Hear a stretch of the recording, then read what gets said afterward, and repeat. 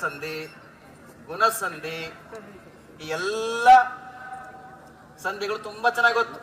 ಅದಕ್ಕೆ ಕನ್ನಡ ರಾಮಯ್ಯ ಅಂತವ್ರು. ಹಳ್ಳಿ ಮೇಷ್ಟ್ರೆ ಪಾಠ ಮಾಡಿ ಬನ್ನಿ. ನಾವೆಲ್ಲರೂ ಆಯ್ ಹೇಳೋಣವಾ? ಗಣಪತಿ ನಾವೆಲ್ಲಾಗ ಹೇಳ್ಬೇಕು. ಆಕ್ಷನ್ ಮಾಡ್ಬೇಕ್ರಿ.